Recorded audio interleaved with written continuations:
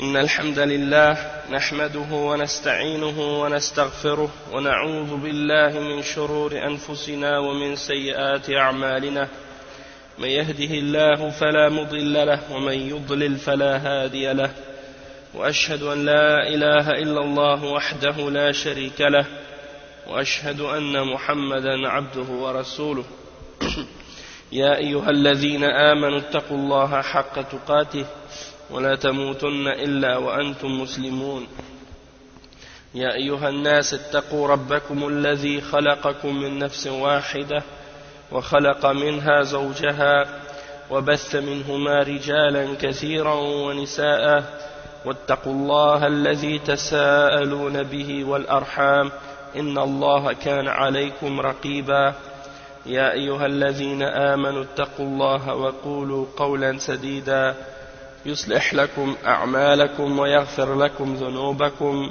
ومن يطع الله ورسوله فقد فاز فوزا عظيما أما بعد فإن خير الكلام كلام الله وخير الهدي هدي محمد صلى الله عليه وسلم وإن شر الأمور محدثاتها وكل محدثة بدعة وكل بدعة ضلالة وكل ضلالة في النار أما بعد. Donc on commence aujourd'hui le cours numéro 16 dans l'explication de la parole de l'imam Muhammad ibn Sirin, un des imams parmi les tabi'in. Et c'est écrit par le cheikh Ahmed Bazmoul. J'ai mis le livre en fait en PDF sur le site Salafi de Montréal. Je l'ai mis dans le document, dans le dossier de ce cours. Vérifier de qui prendre la religion. Donc vous allez pouvoir suivre avec si vous voulez, Inch'Allah. Donc on est arrivé à une shubha maintenant que le cheikh mentionne. Cette shubha c'est أن الدعاة والعلماء والمتصدرين في الساحة كلهم سلفيون. Il y a des gens qui prétendent que ceux qui font la da'wa et les ulama qui sont en avant de la scène dans la da'wa dans le monde musulman sont tous des salafis. Et le cheikh il explique cette shubha. ومعنى هذه الشبهة أن كل من دعا إلى الله وتصدر للدعوة فهو على منهج سليم وكلهم متابع لمنهج السلف الصالح ونستفيد من الجميع ولا يجوز التفريق بينهم أو القول بعدم صلاحيتهم للدعوة إلى الله. Donc cette shubha le cheikh il l'explique en disant que ça signifie que la personne qui dit cette parole que tout le monde est salafi, tout le monde qui fait la da'wa, tous les ulama sont tous salafis, les gens qui font qui disent cette parole, ils prétendent que toute personne qui appelle à Allah et qui se met de l'avant pour faire la da'wa, ça veut dire qu'il est sur un bon manhaj et que tout le monde, que tous ces gens-là suivent le manhaj des salaf as-salih, et donc on peut profiter de tous sans faire de distinction, même qu'ils disent que c'est interdit de faire la distinction entre eux, et c'est interdit de dire également qu'ils ne sont pas aptes à faire la da'wa à Allah subhanahu wa ta'ala. Donc le cheikh il répond à cette shubha par différents points, et on va lire ces points-là ensemble incha'Allah. وهذه شبهة باطلة من وجوه. الأول هذا قول من لا يعرف الواقع بل من لا يعرف التاريخ الإسلامي ولم يخبره ومن لا يعرف النصوص الشرعية الواردة في الموضوع. ألم يخبر النبي صلى الله عليه وسلم بالاختلاف والتفرق عما جاء به من الحق؟ ألم يوجد الخوارج والقدرية والشيعة في عهد السلف في هذه الجزيرة العربية؟ Donc le cheikh il dit premièrement que cette parole c'est la parole de celui qui ne connaît pas la réalité des choses, même c'est la parole de celui qui ne connaît pas l'histoire islamique, qui n'a pas d'informations au sujet de l'histoire de l'islam, et c'est la parole également de ceux qui ne connaissent pas les textes de la charia qui sont mentionnés à ce sujet. N'est-ce pas que le prophète sallallahu alayhi wa sallam avait mentionné qu'il y allait avoir de la divergence et de la division, hein, après que les gens ont reçu la vérité.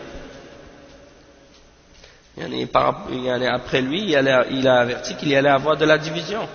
Donc, est-ce que ces gens-là n'ont pas su ça? N'est-ce pas qu'après la mort du prophète sallallahu alayhi wa sallam, il y a eu les Khawarij, et les Qadariya, et les Shia, hein, à l'époque même des Salafs, dans la péninsule arabe. Cheikh il cite ensuite les paroles de l'imam al-Baghawi. Il dit, قال البغوي قد أخبر النبي صلى الله عليه وسلم عن افتراق هذه الأمة وظهور الأهواء والبدع فيهم وحكم بالنجاة لمن اتبع سنته وسنة أصحابه رضي الله عنهم. Donc il dit que l'imam al-Baghawi a dit que le prophète Muhammad sallallahu alayhi wa sallam avait annoncé la division de sa umma et l'apparition des innovations et des passions parmi eux, parmi la umma. Il a décrété ou il a jugé que le salut allait être uniquement à ceux qui suivent sa sunna et qui suivent la sunna de ses compagnons. Et ça c'est rapporté dans Sharh al-Sunnah de l'imam al-Baghawi. Après il dit فإذا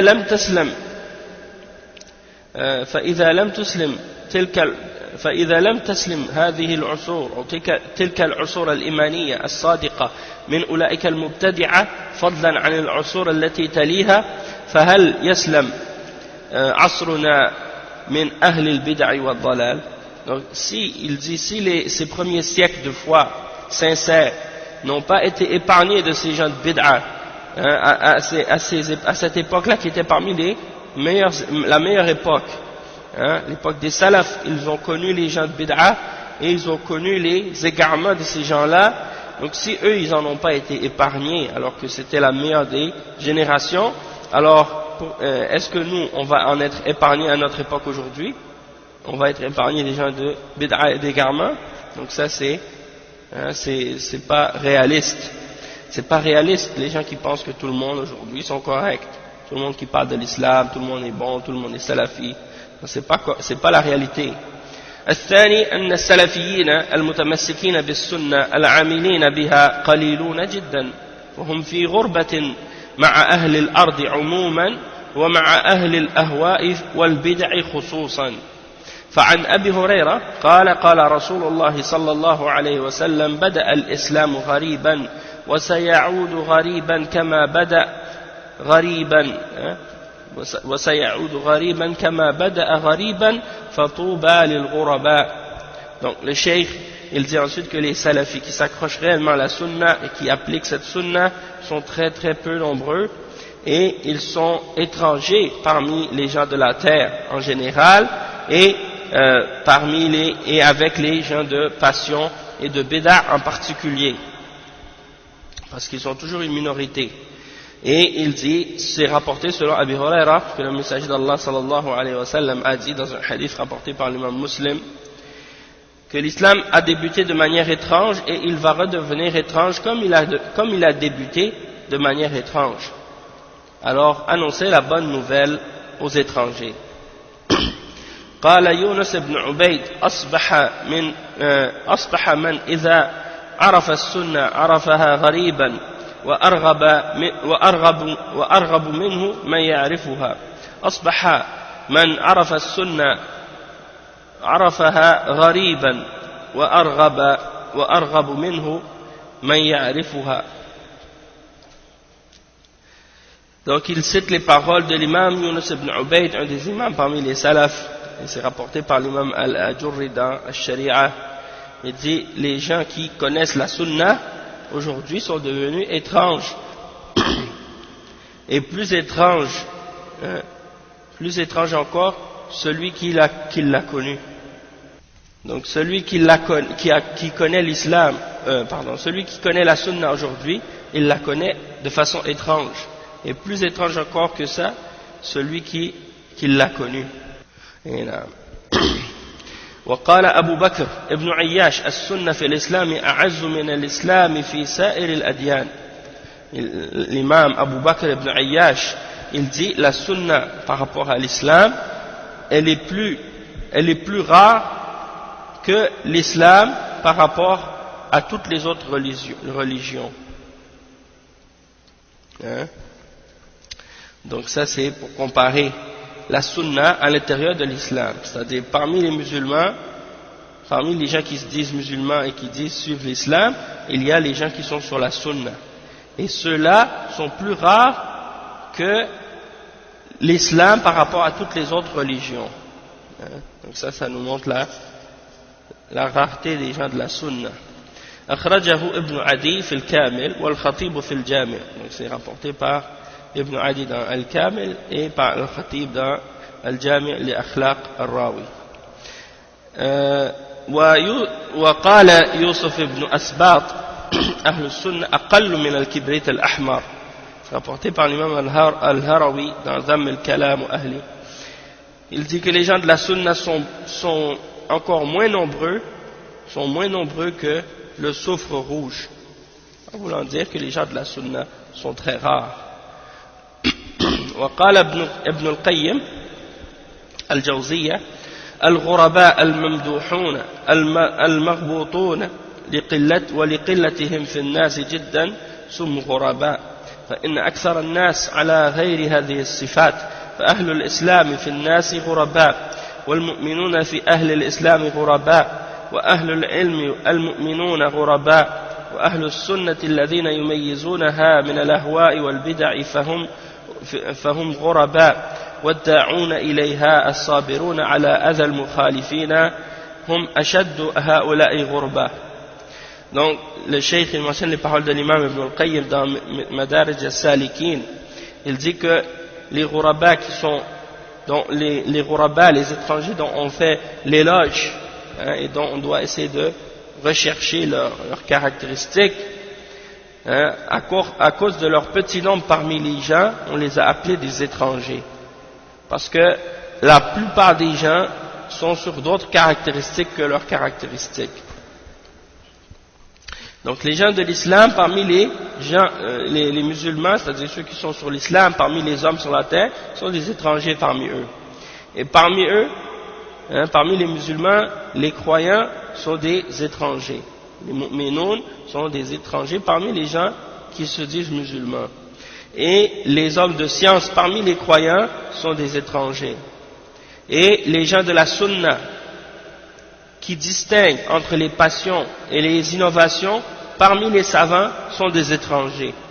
Et ceux qui invitent à la sunna et qui sont patients et qui endurent les offenses et les difficultés de la part des opposants parmi les gens de la sunna, parmi les ulama, sont encore plus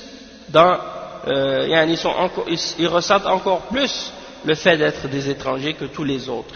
Et c'est eux qui sont le plus étrangers parmi tous les autres qu'on a mentionnés. Donc c'est des groupes, et on voit que d'un groupe à l'autre, il y a une certaine relativité du fait que chacun est étranger parmi d'autres, comme les musulmans parmi les kuffars. Ensuite, parmi les musulmans, il y a les mu'minoun, les croyants qui sont des ghuraba parmi les musulmans. Ensuite, il y a les savants parmi les croyants, il y a les savants qui sont des ghuraba. Et parmi les savants, ceux qui distinguent entre les bid'a et les passions sont des étrangers parmi les savants. Et parmi ceux qui sont sur la sunna et qui distinguent entre la bid'a et la sunna, parmi les savants, il y en a qui appellent à la sunna et qui opposent les gens de bid'a et qui sont endurants sur cette voie-là, et eux sont encore plus étrangers. Ensuite, le point numéro 3, الثالث لو كان الدعاة على الحق والسنة فلما هذا الاختلاف ولماذا هذا التفرق والتناحر فهل الحق والاجتماع ينتج عنه هذا التفرق والتناحر. Donc le cheikh il répond à cette shubha par un troisième exemple, et il dit si les gens qui font la da'wa aujourd'hui sont tous sur la vérité, sur la sunna, alors pourquoi il y a tant de divergences dans ce cas-là, et pourquoi il y a cette division et cette opposition entre les gens. est-ce que la vérité et l'unité amènent comme résultat toute cette division et toute cette divergence? Hein? Donc c'est clair que si on voit parmi les gens des divergences, c'est clair que c'est un signe qu'il y a un problème quelque part. Et c'est ça qui se passe maintenant des fois parmi les gens qui se disent salafis. On retrouve ça des fois que il y a certaines questions ou certains sujets qui commencent à créer des divisions ou des divergences parmi les gens qui sont sur la voie des salafs, ou des gens qui se disent salafis, qui prétendent être sur la voie des salafs. Et des fois ils ne sont pas nécessairement vraiment des salafis, ou bien ils ne sont pas nécessairement sur la voie des salafs pour vrai. En tout cas, qu'est-ce qu'on remarque, c'est que parfois il y a des choses qui se passent, puis ça crée des divisions entre les gens. Et la raison pourquoi ces choses-là arrivent et ces divisions-là se produisent, c'est le signe qu'il y a des gens qui s'accrochent à autre chose qu'à la vérité. C'est pour ça que ça crée de la division. Le cheikh il dit ensuite, donc, قال مطرف ابن الشخير لو كانت هذه الأهواء كلها هوى واحدا لقال القائل الحق فيه فلما تشعبت واختلفت عرف كل ذي عقل أن الحق لا يتفرق. Ça c'est la parole de l'imam al-Lalaka'i fi sharh i'tiqad ahl sunnah. Il mentionne cette parole d'un des imams des salafs, Matraf ibn al-Shakhir. Il dit, si toutes ces passions, toutes les innovations, toutes les sectes, elles n'étaient qu'une seule secte, quelqu'un aurait pu dire la vérité est dedans, la vérité est dans celle-ci, dans cette passion, dans cette bid'a. Si elles étaient toutes réunies, les gens pourraient dire ah, la vérité est là. Mais étant donné qu'elles se sont toutes divisées et qu'elles se sont toutes séparées, les gens ont pu comprendre et ont su, toute personne qui a un minimum de raison, il sait que la vérité n'amène pas la division. Donc la vérité n'amène pas la division. Qu'est-ce qui amène la division? C'est le mensonge et la fausseté. Et c'est la bid'a, c'est l'égarement. C'est ça qui amène la division. Mais la vérité, elle amène pas la division, elle amène l'union et elle amène le fait de s'unir sur la vérité. وإذا كان الدعاة هؤلاء على الحق فلماذا يحذرونهم وأتباعهم من أهل السنة؟ فلماذا يحذرونهم وأتباعهم من أهل السنة؟ ولماذا الطعن في المنهج السلفي في كثير من المناسبات؟ ولماذا يصفونهم بأوصاف تنفيرية بقصد تشويه صورتهم عند طلاب العلم والعامة؟ Donc le cheikh il dit, si ces gens-là sont sur la vérité, si ces du'at sont sur la vérité, alors pourquoi ils mettent en garde, eux ainsi que leurs fidèles, contre Ahl Sunnah, contre les gens de la Sunnah?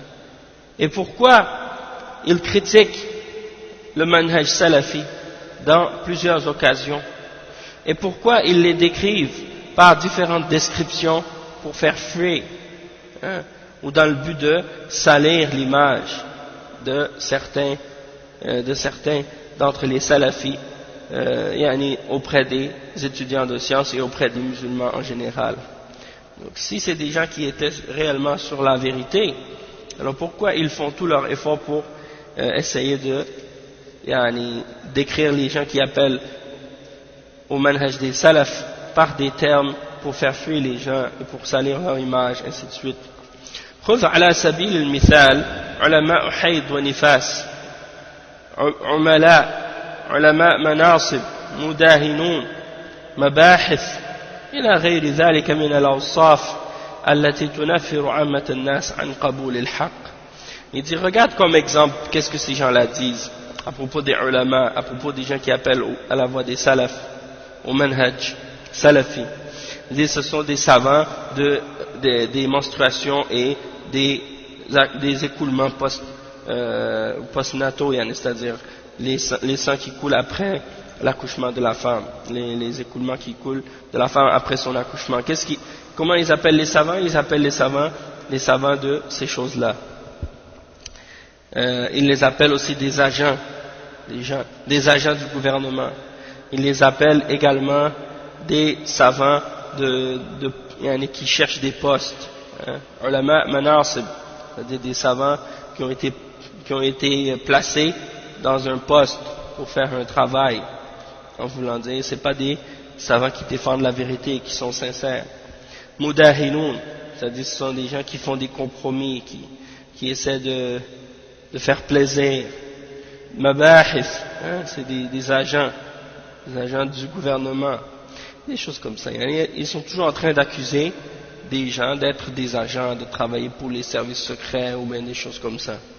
Allah al-Musta'an. Et donc, il y a beaucoup d'autres également, d'autres caractéristiques et d'autres descriptions qu'il donne aux ulama pour essayer de faire fuir les gens en général d'accepter la vérité. Donc tout ça, ils utilisent ces appellations-là pour faire fuir les gens des ulama qui appellent à la voie des salafs. Donc s'ils étaient sur la vérité, pourquoi ils font ça dans ce cas-là? S'ils sont tous sur la même voie, pourquoi ils disent ces choses-là alors? C'est la preuve que tout le monde ne sont pas salafis. Et souvent, c'est qu'est-ce qui dit ça? C'est les gens qui sont sur des voies d'égarement, soit des takfiris, soit des djihadis, soit des gens qui ont d'autres erreurs, d'autres égarements parmi les ikhwan ou d'autres jama'at. Ils disent quoi?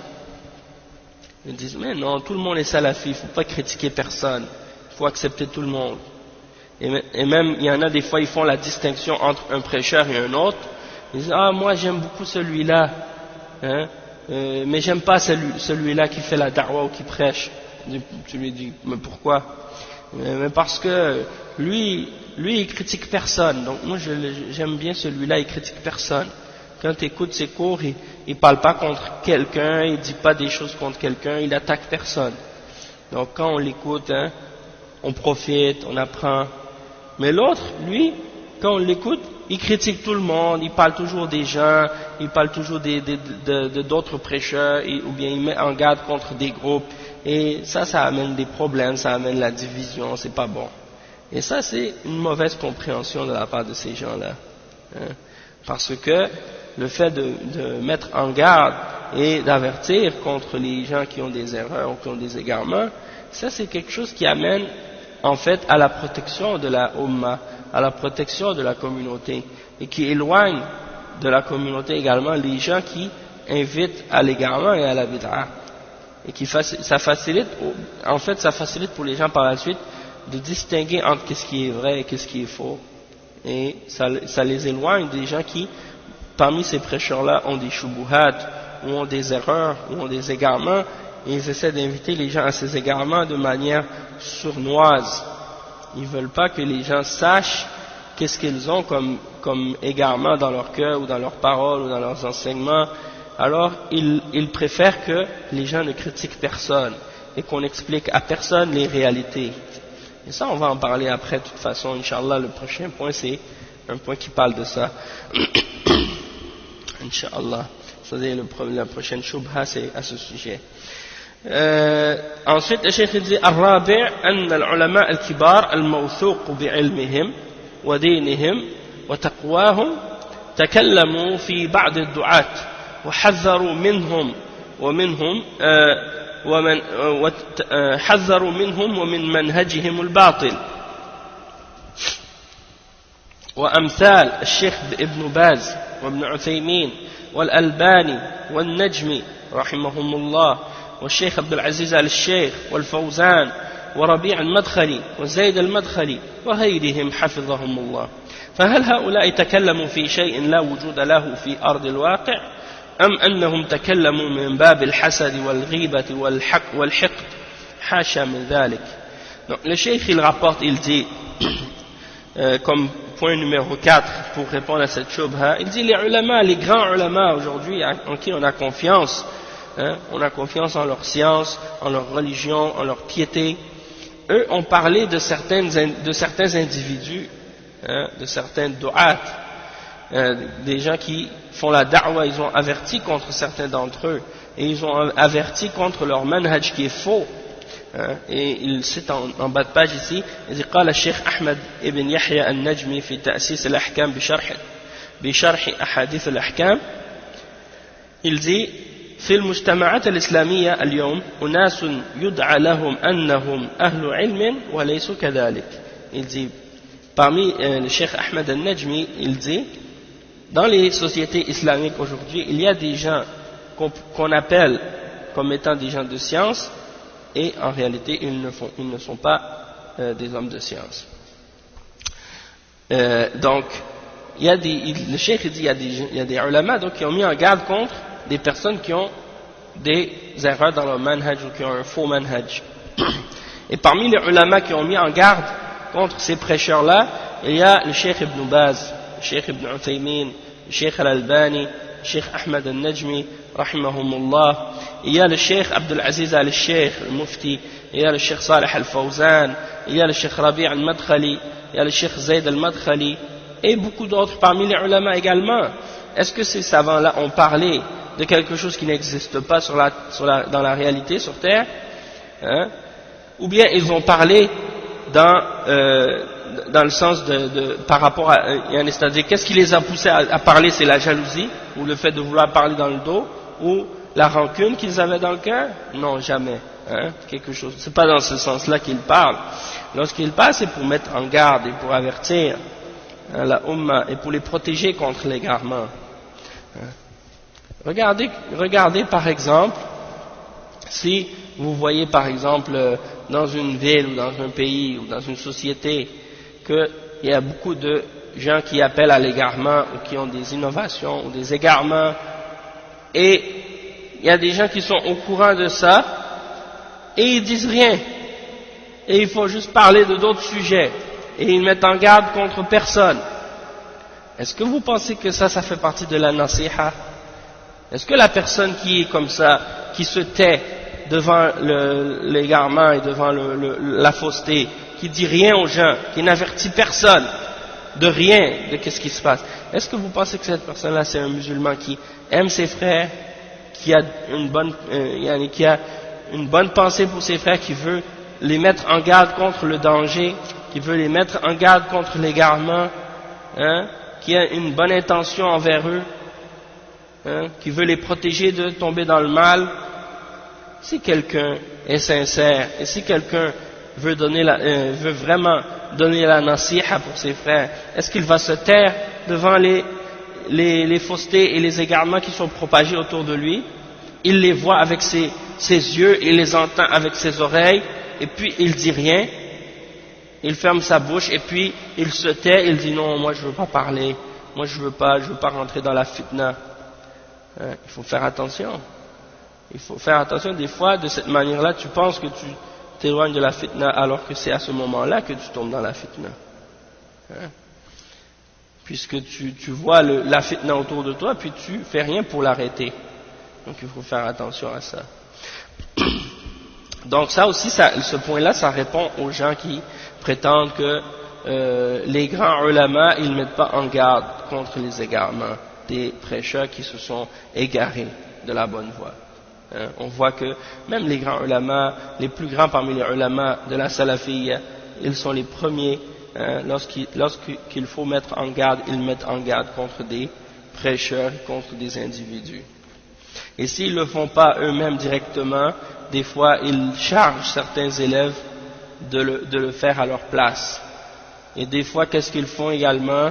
Ils vont, par exemple, lorsque quelqu'un a écrit une réfutation contre quelqu'un qui a des erreurs ou des égarements, ils vont approuver de cette réfutation-là, et ils vont même des fois écrire une introduction à cette réfutation. Donc même si eux-mêmes ils n'ont pas réfuté en détail cet individu-là ou cette erreur, mais ils ont approuvé d'une réfutation qui a été faite par un élève dans la science islamique ou par un étudiant, un talib ilm, ils l'ont approuvé, ils ont mis leur signature dessus, ils ont écrit une introduction pour supporter cette réfutation et pour montrer qu'ils l'approuvent et qu'ils sont d'accord. Donc ça c'est des exemples qui montrent que les ulama, ils mettent toujours en garde lorsque c'est nécessaire contre des gens qui ont un mauvais manhaj et qui sont sur une voie d'égarement. Le cheikh il dit al-khamis anna man ankara dhalika urrif fa in istamarra ulhiqa bihim wa la karama. Le cheikh il dit que celui qui nie cette réalité là, c'est-à-dire celui qui nie qu'il y a parmi les du'at et parmi les gens qui sont considérés des ulama, parfois il y en a parmi eux qui ne sont pas salafis. Donc si quelqu'un nie cette réalité, il faut lui faire connaître, il faut l'informer de cette réalité-là et lui donner les explications et les preuves pour qu'il sache qu'il y en a des gens qui sont pas sur la voie des salafis, qui sont pas sur le bon manhaj. Puis si la personne, après qu'on lui ait clarifié, elle persiste à nier, alors dans ce cas-là, elle va être associée avec ces gens-là, ces gens de bid'a, et sans pitié non plus. Hein? Le cheikh il mentionne à ce sujet-là les paroles du cheikh al-Fawzan. Il dit قال الشيخ صالح الفوزان الذي يمدح المبتدعة ويشبه على الناس بما عندهم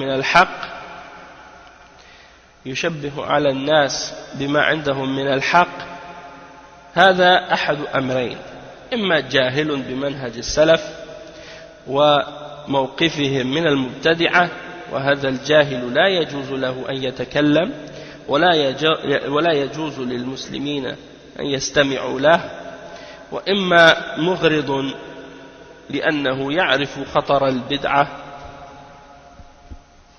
ويعرف خطر المبتدعة ولكنه مغرض يريد أن يروج للبدعة فعلى كل هذا أمر خطير وأمر لا يجوز التساهل في البدعة وأهلها مهما كانت.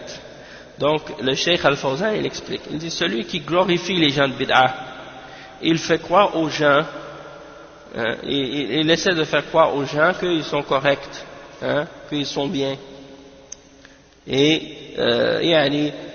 il dit aux gens, il mentionne aux gens qu'est-ce qu'ils ont comme vérité avec eux. Il dit aux gens, un tel il est bien, il est correct et tout, il mentionne le bien que la personne possède, alors que ce sont des gens de bid'a.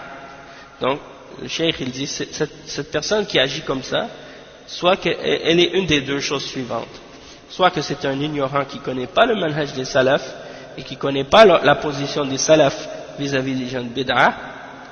Donc ça veut dire que c'est un ignorant et qu'il n'est pas permis il n'est pas permis pour lui de parler, et il n'est pas permis aux musulmans de l'écouter non plus, ou soit que c'est une personne qui sait la vérité, mais qui fait exprès pour glorifier les gens de bid'a parce qu'il a un intérêt. Il a un intérêt. Parce qu'il connaît le danger de la bid'a et il connaît le danger des gens de bid'a, mais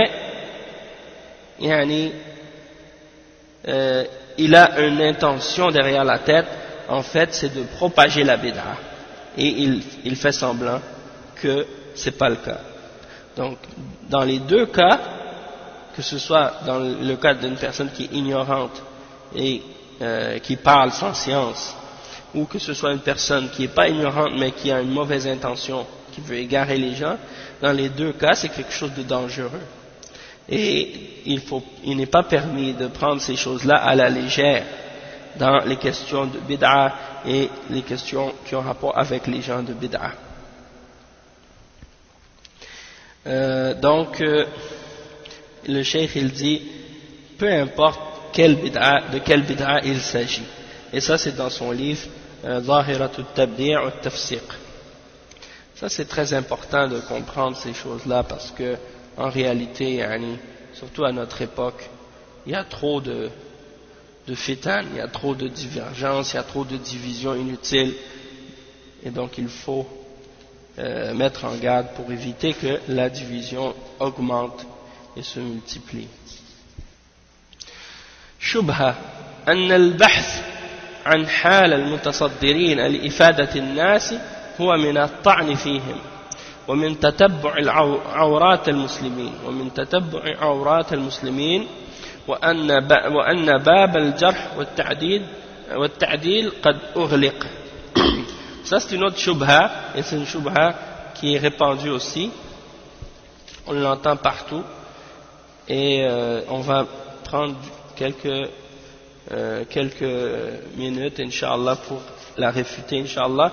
C'est la shubha de ceux qui disent que d'essayer de chercher l'état des gens qui se placent de l'avant pour essayer de faire profiter aux gens, que ça c'est une sorte de critique ou d'attaque contre eux. Quand tu essaies de chercher leur réalité ou leur état et leur situation, hein, que ça c'est une sorte de critique ou d'attaque contre eux, et que ça fait partie de chercher les secrets des gens, les secrets des musulmans, les awrat. L'awrat c'est quoi? C'est l'awrat, on dit c'est les parties intimes ou les parties que on doit cacher.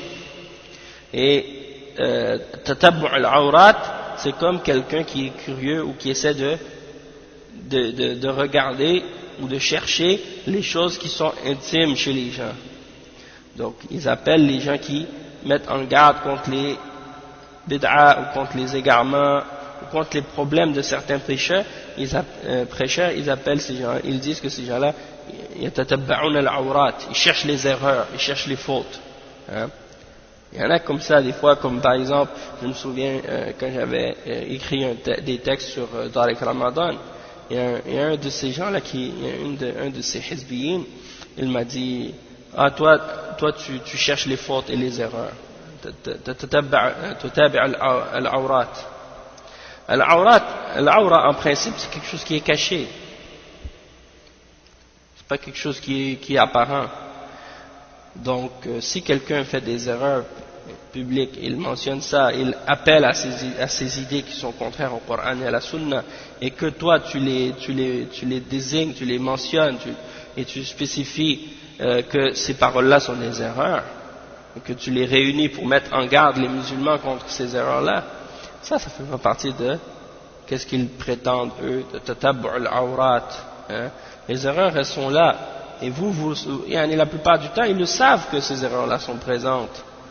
Mais, ils font semblant que les erreurs ne sont pas là. Pourquoi? Pour continuer à rassembler les gens, pour continuer à ramener les gens autour d'eux, et les égarer et les gagner à leurs idées.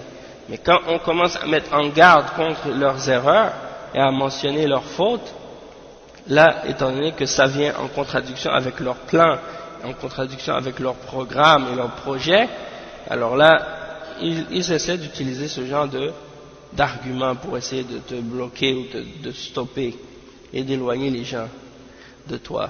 Donc ils disent par exemple que tu cherches les fautes et les erreurs des musulmans, hein, et ils disent par exemple que la porte de al-jarh al-ta'dil elle est fermée. Al-jarh al-ta'dil, de faire la critique ou de faire l'éloge selon l'état des personnes par rapport à l'islam et à la da'wa et la aqidah et le manhaj.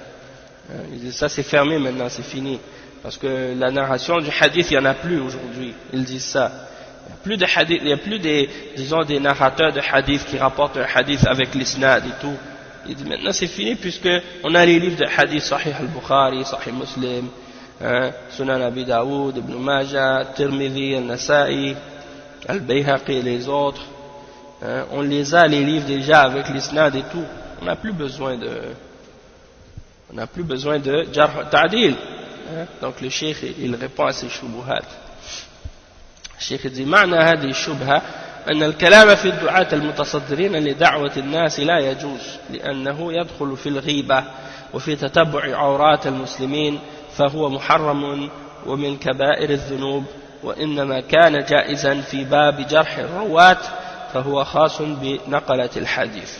Donc la shubha c'est quoi? C'est que de parler contre les du'at, les gens qui font la da'wa et qui sont en avant dans la da'wa, pour appeler les gens, ils disent que ça c'est pas permis.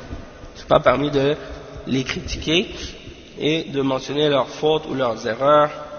Il dit parce que ça rentre dans al-ghiba, ça rentre dans le fait de faire de la médisance et de parler dans le dos et de chercher les fautes des musulmans.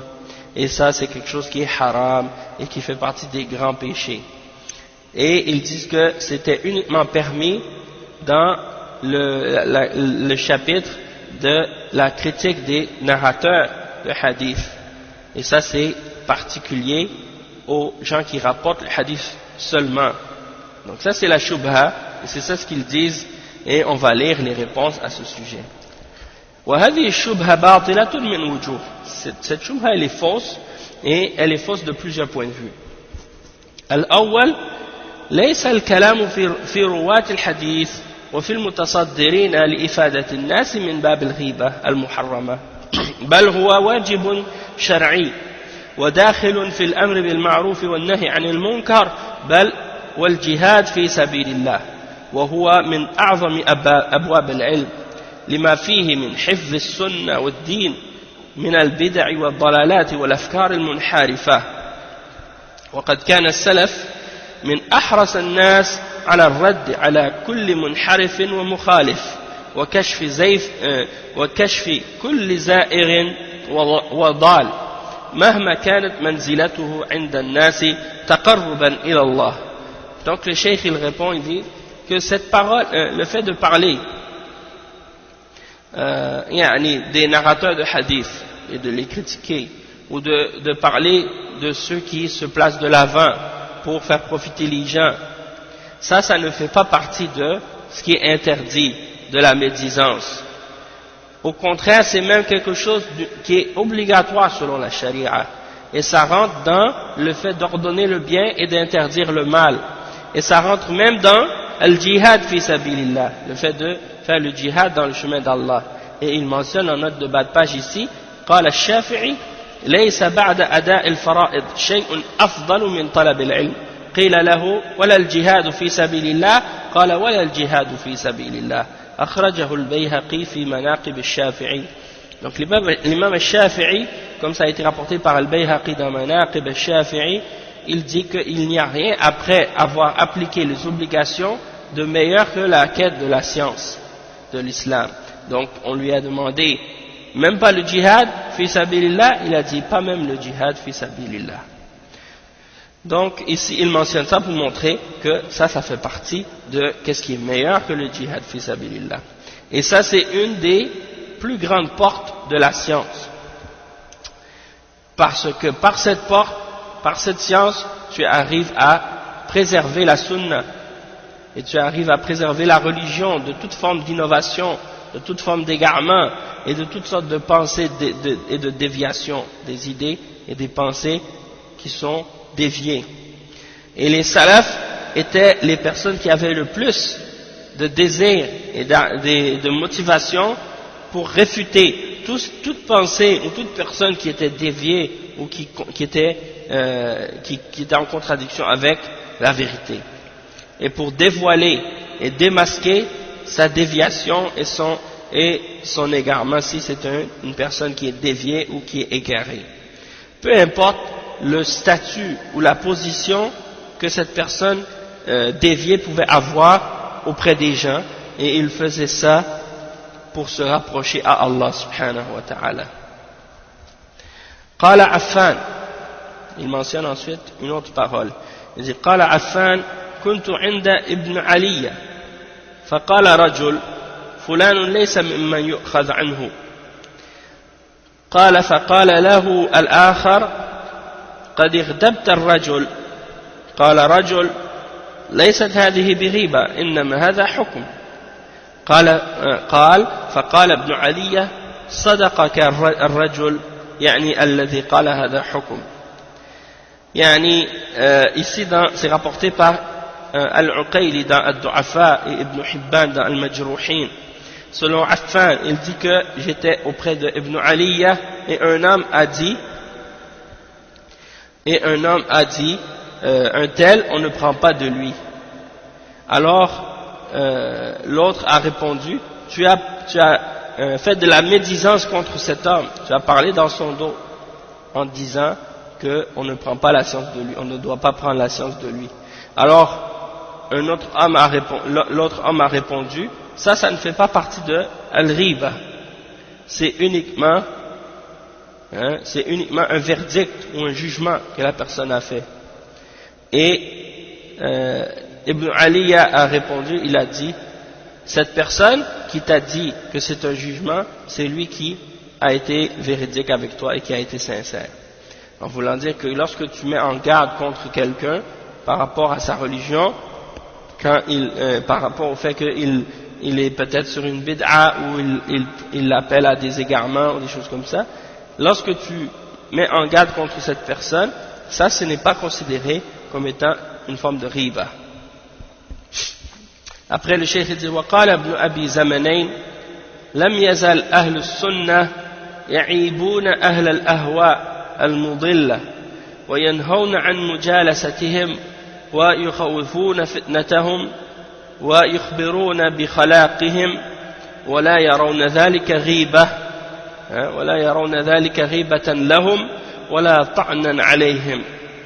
Ça c'est dans Usul al-Sunnah de Ibn Abi Zamanayn. Il dit que les gens de la Sunna ont toujours critiqué et blâmé les gens de la passion et de l'égarement, et ils interdisent de s'asseoir avec eux et ils interdisent de les fréquenter et ils font peur aux gens par rapport à leur fitna. Ils rapportent ou ils mentionnent le danger qu'il y a dans la fitna de ces gens-là, et ils informent les gens de ce qu'ils ont, comme égarement et des choses de ce genre, et ils ne considèrent pas ça comme étant une forme de médisance, et ils ne considèrent pas ça comme étant une forme de médisance ou d'attaque contre eux.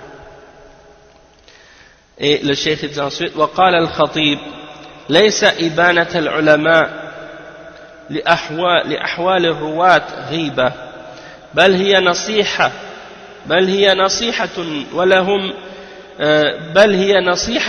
ولهم في إظهارها أعظم المثوبة لكونها مما يجب عليهم كشفه ولا يسعهم إخفاؤه وستره. Donc Al-Khatib Al-Baghdadi, il dit dans son livre Sharaf Ashab al-Hadith, il dit le fait que les ulama clarifient l'état et la situation des narrateurs, ça ce n'est pas de la médisance. Bien au contraire, c'est une nasiha, c'est un bon conseil de la part de ces ulama. Et du fait qu'ils montrent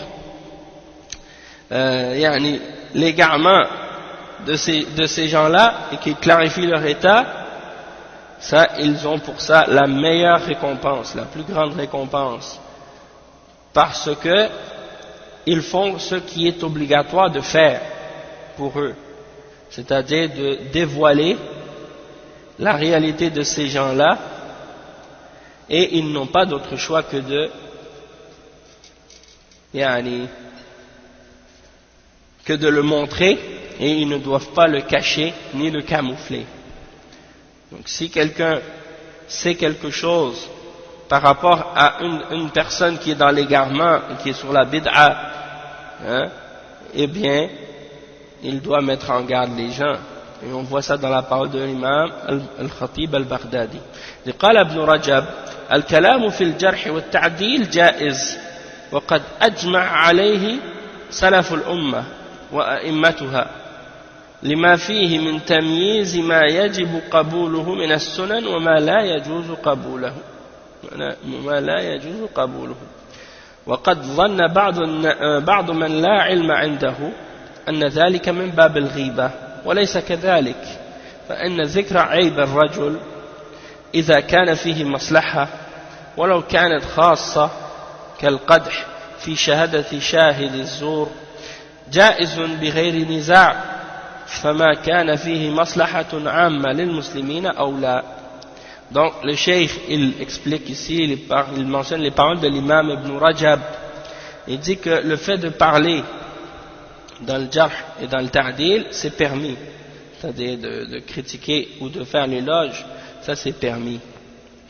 Et les salafs et les imams de l'islam ont tous été d'accord là-dessus, puisque en faisant ça, il y a une distinction de ce qui est obligatoire d'accepter et de ce qui n'est pas permis d'accepter. Et certains pourraient penser que, certains parmi ceux qui n'ont pas de science pourraient penser que cela fait partie de al-riba, que cela fait partie de faire de la médisance ou de parler dans le dos. Et ce n'est pas le cas, parce que le fait de mentionner le défaut ou la faute d'un homme alors qu'il y a un bienfait là-dedans, même si c'est un bienfait qui est même si c'est quelque chose qui est particulier, comme un cas particulier, comme par exemple de critiquer le témoignage d'un témoin qui a menti, par exemple, ça c'est quelque chose qui est particulier, qui n'est pas général. Le bienfait de ça est particulier puisque c'est le témoignage d'un témoin qui va témoigner alors qu'il a menti. Tu vas mentionner au juge que ce témoin-là a menti. Donc ça c'est quelque chose qui est permis, sans aucun doute, et il n'y a pas de divergence à ce sujet-là. Donc si c'est un bienfait qui est général pour tous les musulmans, alors c'est encore plus important de le faire, et encore meilleur, parce que là c'est quelque chose qui va amener un bien à la Ummah en entier et à tous les musulmans, comme par exemple de mettre en garde contre des individus qui prêchent l'islam mais qui appellent à des innovations ou à des égarements. وقال ابن رجب أهل البدع والضلال ومن تشبه بالعلماء وليس منهم يجوز بيان جهلهم وإظهار عيوبهم تحذيرا من الاقتداء بهم. Donc l'imam Ibn Rajab il dit également dans son livre, la parole précédente c'était dans Sharh al-Ilal, et maintenant cette parole c'est dans Al-Farq bayna al-Nasiha wa al-Ta'yir, et on a fait l'explication de ce livre là avec les paroles de Cheikh Rabi' al-Madkhali hafizahullah. Donc c'est les paroles de l'imam Ibn Rajab, il dit les gens de bid'a et d'égarement et ceux qui essaient de ressembler aux ulama alors qu'ils ne sont pas des ulama, il est permis de clarifier leur ignorance et de montrer leurs fautes et leurs défauts pour mettre en garde contre le fait de les prendre comme modèle. وسئل الشيخ صالح الفوزان هل بيان بعض أخطاء الكتب الحزبية أو الجماعات الوافدة إلى بلادنا يعتبر من التعرض للدعاء؟ فأجاب لا، هذا ليس من التعرض للدعاء، لأن هذه الكتب ليست كتب دعوة، وهؤلاء أصحاب هذه الكتب والأفكار ليسوا من الدعاة إلى الله على بصيرة وعلم وعلى حق. فنحن حين نبين أخطاء هذه الكتب أو هؤلاء الدعاة ليس من باب التجريح للأشخاص لذاتهم، وإنما من باب النصيحة للأمة أن تتسرب إليها أفكار مشبوهة ثم تكون الفتنة وتتفرق الكلمة وتتشتت الجماعة، وليس غرضنا الأشخاص، غرضنا الأفكار الموجودة بالكتب التي وفدت إلينا باسم الدعوة. Donc le cheikh il répond dans son livre, Cheikh Al-Fawzan il répond dans son livre Al-Ajwibatul Mufida, on lui a posé la question, est-ce que le fait de clarifier les erreurs de certains livres de Hizbiyya et de certains groupes qui sont venus de l'extérieur, est-ce que ça c'est considéré comme le fait de s'opposer aux du'at? Et le cheikh il répond en disant non, ça ne fait pas partie de s'opposer aux du'at, aux gens qui font la da'wa, parce que ces livres-là ne sont pas des livres de da'wa en réalité. Et ceux-là, c'est-à-dire les gens qui ont écrit ces livres-là et qui propagent ces livres et ces idées, ne sont pas des gens qui sont des du'at réellement, c'est-à-dire ce ne sont pas des gens qui appellent à Allah avec connaissance et compréhension sur la vérité. Donc nous, lorsqu'on clarifie les erreurs de ces livres ou de ces du'at ou de ces prêcheurs, ce n'est pas dans le but d'attaquer leur personne en tant que telle, mais c'est uniquement dans le sens de donner le bon conseil à la Ummah pour pas que ces pensées ou ces idées mauvaises ou ambiguës se propagent parmi les musulmans, puis que par la suite ça amène à de la fitna et à de la division, et que la jama'a se divise par la suite. Donc notre intérêt, c'est pas les personnes en tant que telles, mais c'est plutôt leurs pensées qui sont présentes dans ces livres, qui sont envoyés, qui sont ramenés chez nous au nom de la da'wah. Donc ça c'est la fin de cette citation. Donc ça c'est le premier point par lequel le cheikh Ahmed Bazmoul hafidhahullah a répondu donc à cette shubha par rapport aux gens qui disent que si tu critiques des prêcheurs, ça veut dire que tu rentres dans la médisance ou des choses de ce genre. Le deuxième point, le cheikh il dit أن السكوت عن المبتدعة وعن الجهال المتصدرين فيه تغرير بالعامة وتدليس عليهم فيظنون أنهم على حق وخير والواقع أكبر شاهد على ذلك. Le cheikh dit le fait de se taire par rapport aux gens de bid'ah et aux ignorants qui se placent de l'avant dans la da'wah, il y a dans ça une sorte de tromperie. C'est comme si on laissait les musulmans dans l'ignorance, hein? Et c'est comme si on les trompait, parce que les gens vont croire que ces prêcheurs-là sont sur la vérité et sont sur le bien, hein? Et donc ça c'est, en réalité, si on regarde qu'est-ce qui se passe maintenant, ça c'est le meilleur témoin de la réalité. C'est que quand on n'a pas mis en garde contre eux, ces gens-là sont devenus de plus en plus connus, de plus en plus célèbres. Les gens commencent à les aimer et ils s'imaginent que ce sont des gens qui sont sur la vérité et qui appellent au bien, alors que ce n'est pas le cas. قال الشيخ صالح الفوزان لا يجوز تعظيم المبتدعة والثناء عليهم ولو كان عندهم شيء من الحق لأن مدحهم والثناء عليهم يروج بدعتهم ويجعل المبتدعة في صفوف المقتدى بهم من رجالات هذه الأمة. Donc ça c'est une citation qu'on a mentionnée hier, le cheikh il l'a répété ici parce que c'est important. Il dit que Cheikh Salih Al-Fawzan dans son livre Zahirat al-Tabdi' wa al-Tafsiq, il dit il n'est pas permis d'exalter ou de respecter les gens de bid'a, de leur faire des éloges, même s'ils ont quelque chose de la vérité avec eux, parce que le fait de les glorifier et de leur faire des éloges, ça fait propager leur bid'a, et ça fait que les gens de bid'a sont placés comme étant parmi les catégories de gens qu'on prend comme modèle parmi les hommes de cette ummah, chez les gens. Et lorsque les gens par la suite vont voir ces gens-là, ils vont s'imaginer que ce sont des exemples à suivre. Donc le cheikh il mentionne ça comme exemple. Troisième réponse à cette shubha, le cheikh il dit anna ar-rad ala al-mukhalif ليس المقصود منه تنقصه أو الفضيحة بل المقصود منه النصيحة هذا الظاهر بل المقصود منه النصيحة هذا الظاهر والسرائر علمها عند الله تبلى يوم تلتقي الخصوم. Donc le cheikh il dit comme troisième point, le fait de réfuter les gens qui opposent la vérité, le fait de les réfuter, c'est pas dans le but de les rabaisser ou de leur faire la honte ou des choses comme ça, mais le but et l'objectif c'est donner le bon conseil. Donner le bon conseil. Et quand on dit donner le bon conseil, c'est pour les personnes eux-mêmes, et aussi, c'est-à-dire pour ces personnes-là, et pour les gens qui les écoutent et qui les suivent aussi. Il y en a qui disent, quand tu mets en garde contre un individu qui a une erreur, les gens te disent, est-ce que tu l'as contacté? Est-ce que tu lui as parlé en personne? est-ce que tu lui as donné la nasiha à lui en personne avant de le dire publiquement ou le faire publiquement?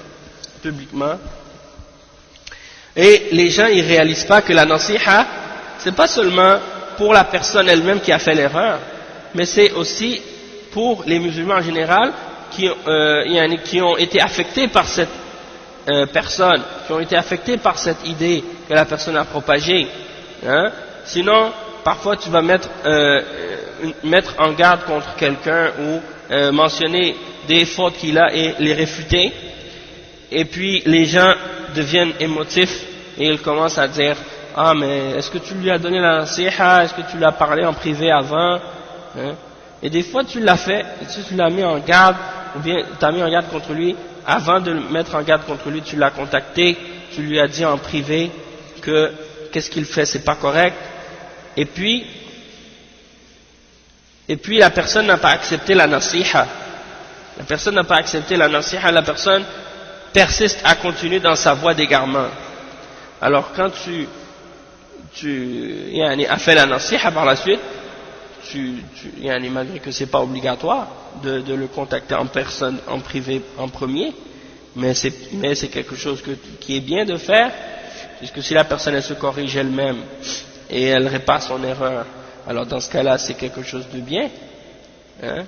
Mais malgré tout, hein, malgré ça, subhanallah, si la personne elle revient pas, qu'est-ce qui arrive avec ces idées qui sont propagées et que les gens ont entendues partout? Il faut que les gens soient mis en garde contre ces erreurs. Et il faut qu'ils sachent que ces paroles-là sont incorrectes. Donc on met en garde, pas seulement pour la personne, mais pour les personnes aussi qui ont écouté et qui ont entendu ces idées et qui peuvent être trompées par ces paroles ou ces écrits qui sont contraires à ce qui est vrai. سئل الشيخ صالح الفوزان السؤال التالي: ما حكم من أحب عالما أو داعية وقال إني أحبه حبا كثيرا لا أريد أن أسمع أحدا يرد عليه وأنا آخذ بكلامه حتى وإن كان مخالفا للدليل لأن هذا الشيخ أعرف منا بالدليل. فأجاب بقوله: هذا تعصب ممقوت مذموم ولا يجوز، نحن نحب العلماء ولله الحمد ونحب الدعاة إلى الله ونحب الدعاة في الله عز وجل، لكن إذا أخطأ واحد منهم في مسألة فنحن نبين الحق في هذه المسألة بالدليل ولا ينقص ذلك من محبة المردود عليه ولا من قدره، وبيان الخطأ من النصيحة للجميع، وأما كتمانه فهو مخالف للنصيحة. Donc le Cheikh Al-Fawzan il a répondu à une question. La question c'est: quel est le verdict de celui qui aime un savant ou un da'ya et qui dit moi j'aime ce savant ou j'aime ce da'ya, je l'aime beaucoup et je ne veux pas entendre personne qui le réfute, hein? Et je prends sa parole même si qu'est-ce qu'il dit est en contradiction avec la preuve, parce que ce cheikh là il a plus de connaissances que nous de la preuve. Donc le cheikh il répond à cette parole, parce qu'il y en a des gens qui ont cette attitude là maintenant. Il y en a des gens qui ont cette attitude. Ils disent non, moi je veux pas entendre personne qui critique ce cheikh, je veux pas entendre personne qui critique ce frère, ce prêcheur, hein? Et ils le défendent même quand il a tort. Donc ça c'est comme le cheikh il dit, il a répondu, il a dit hada ta'assub mamqutun mazmoum. Et ça c'est une forme de fanatisme qui est détestable et qui est blâmable et qui n'est pas permis. Wala yajouz, c'est pas permis d'agir comme ça. Il dit nous on doit aimer les ulama, alhamdulillah, et on aime les gens qui font la da'wa à Allah, mais on les aime, les gens qui font la da'wa, on les aime en Allah. Mais lorsqu'ils font une erreur, lorsque l'un d'entre eux fait une erreur dans une question quelconque, alors on clarifie la vérité dans cette question-là avec la preuve. Et ça ne diminue rien de notre amour pour la personne réfutée ni de sa valeur. Et le fait de clarifier l'erreur, ça fait partie de la nasiha pour tout le monde. Mais de cacher la vérité, ça c'est en contradiction avec la nasiha. Le cheikh il mentionne ensuite comme point pour répondre à cette shubha, le point numéro 4. الرابع أن دعوى اختصاص علم الجرح والتعديل بباب الرواية دعوى غير صحيحة لأن السلف إنما تكلموا في من تكلم فيه حماية للدين من البدع والضلالات سواء كان في باب الرواية أو في باب الدراية. Donc le cheikh il répond à la shubha par rapport à ceux qui disent que le jarh ou ta'dil c'est uniquement pour la narration des hadiths. Donc le cheikh il dit ceux qui prétendent que la science du jarh ou ta'dil c'est quelque chose qui est particulier à la transmission des hadiths, c'est une prétention qui est totalement incorrecte, parce que les salafs ont uniquement parlé de ceux au sujet desquels ils ont parlé pour protéger la religion contre les innovations et les égarements, peu importe que ce soit dans les questions qui ont rapport avec la transmission des hadiths ou dans les questions qui ont rapport avec la compréhension de la religion et des hadiths en général. Donc il y a la transmission et il y a la compréhension des textes par la suite. Et dans les deux, les salafs ont critiqué les personnes qui en parlaient. Ils ont critiqué les narrateurs qui sont pas aptes à transmettre les hadiths, et ils ont critiqué les gens qui parlent de religion même s'ils ne transmettent pas de hadith. Ils les ont critiqués également parce qu'ils avaient des bid'a ou des choses comme ça. Par exemple Jahm ibn Safwan, Jahm ibn Safwan qui niait les attributs d'Allah subhanahu wa ta'ala, qui niait le qadar, qui niait plein d'autres choses de l'islam, et qui appelait à toutes sortes de formes de kufr et d'égarements et d'hérésie. Les ulama ont mis en garde contre lui et ils ont averti contre ces égarements. Est-ce qu'il rapportait les hadiths? Il ne rapportait pas les hadiths. Ces gens de bid'a, ce ne sont pas des ulama de hadith. Ce sont des intellectuels, des soi-disant philosophes, des penseurs, ils se pensent intelligents et ils ramènent le désordre dans la religion. Donc le cheikh il explique.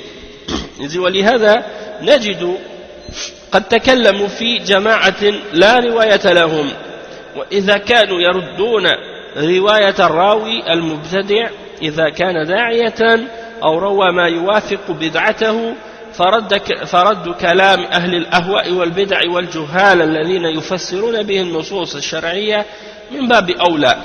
Donc, le cheikh il dit, c'est pour ça qu'on retrouve que les ulama ont parlé des groupes d'individus, ont parlé des individus ou d'une série d'individus qui n'ont jamais transmis de hadith. Ils ont aucune narration. Ils les ont pourtant quand même critiqués.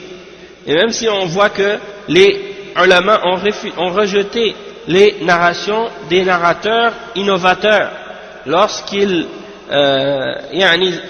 étaient des gens qui font la da'wa à leur bid'a et qu'ils transmettaient des choses qui sont en accord avec leur bid'a.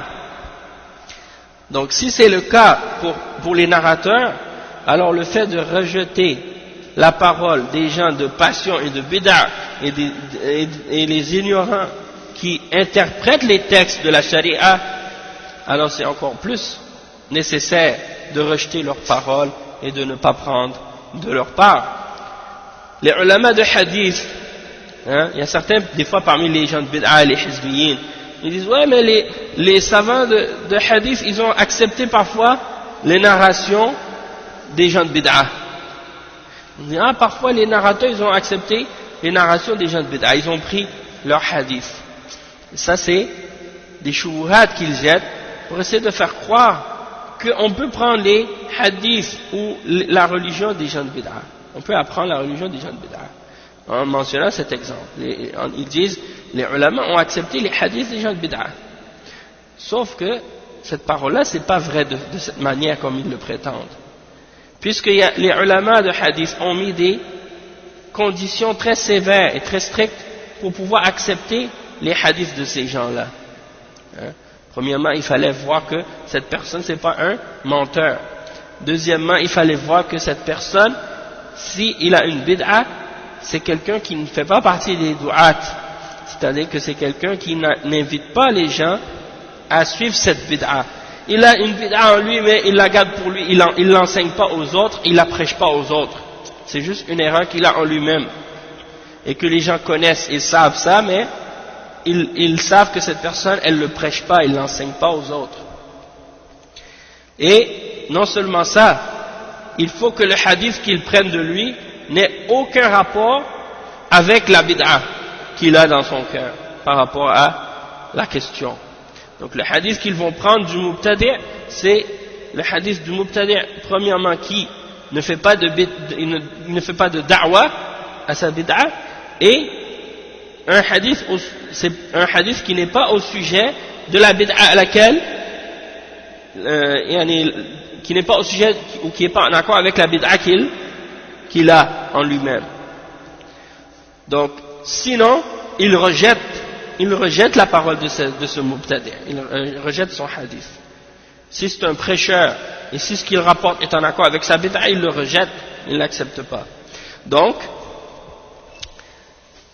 que dire ensuite donc de la parole des gens qui font partie des gens de bid'a et des ignorants qui ne transmettent pas de hadith mais qui interprètent les textes de la religion de manière incorrecte pour que les gens comprennent la religion selon leur bid'a. Donc ça c'est encore plus grave et plus dangereux et il faut mettre en garde contre ces individus-là. C'est pour ça que les gens qui disent non, le jarh wa ta'dil c'est seulement pour les narrateurs de hadith, ça c'est faux. C'est faux.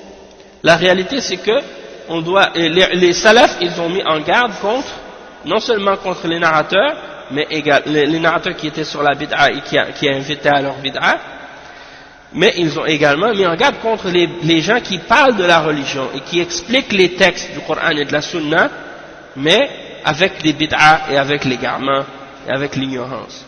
Et le cheikh il dit وقال ابن القيم الجوزية قال ابن القيم الجوزية جواز الطعن في الرجل بما يغلب على اجتهاد الطاعن حمية أو ذبا عن الله ورسوله، ومن هذا طعن أهل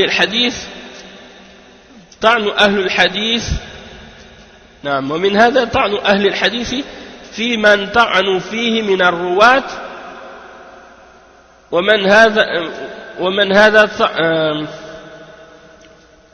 ومن هذا طعن ورثة الأنبياء وأهل السنة في أهل الأهواء والبدع لا لحظوظهم وأغراضهم،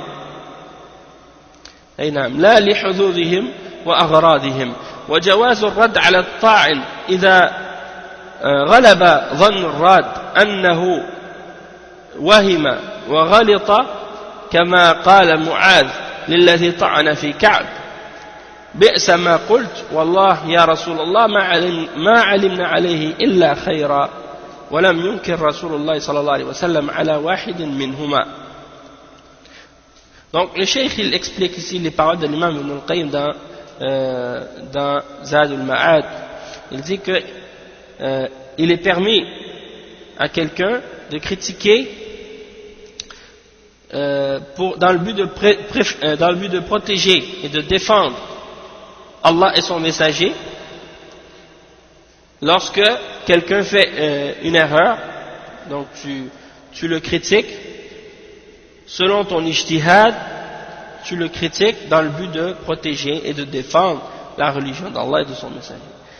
Et ça c'est comme l'exemple de la critique et de l'attaque des gens du hadith au sujet des personnes qu'ils ont critiquées comme narrateurs Hein, et également, c'est également comparable, on peut calculer là-dedans également les critiques des héritiers des prophètes, parmi les ulama d'Ahl Sunnah qui critiquent les gens de passion et de bid'ah.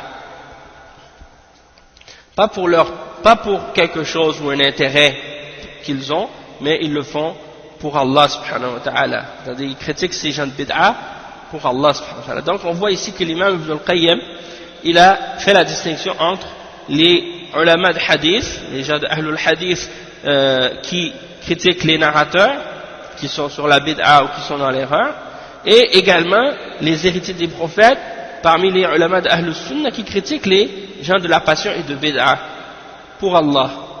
Ils font pas ça pour quelque chose de la dunya ou bien pour un intérêt, ils font ça pour Allah seulement.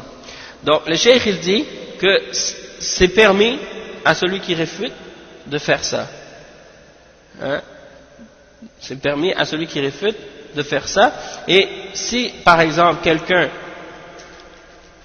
a réfuté une personne, par exemple si quelqu'un a attaqué une personne, mais que on voit que la personne qui a réfuté, elle s'est trompée ou elle a fait une erreur, alors il est permis pour cette personne-là de répondre, hein, et de corriger cette critique ou cette réfutation. Comme c'est arrivé lorsque Mu'az a répondu au sujet de la personne qui avait critiqué Ka'b. Donc Mu'az a dit à la personne qui a critiqué Ka'b, il lui a dit comme ta parole est mauvaise, et par Allah, au messager d'Allah, comme ça on vous l'a dit, je jure par Allah, au messager d'Allah, qu'on n'a rien connu de mal de lui, c'est-à-dire on n'a rien connu à son sujet de mal. Hein? Et le messager d'Allah, sallallahu alayhi wa sallam, n'a pas condamné ou critiqué ou rejeté la parole ni de l'un ni de l'autre. C'est-à-dire il n'a pas rejeté la parole de Mu'az qui défendait Ka'b, et il n'a pas rejeté la parole de celui qui les critiquait. Et ça c'est rapporté par Al-Bukhari et Muslim dans le Sahih selon le hadith de Ka'b ibn Malik. C'est le hadith de Ka'b ibn Malik.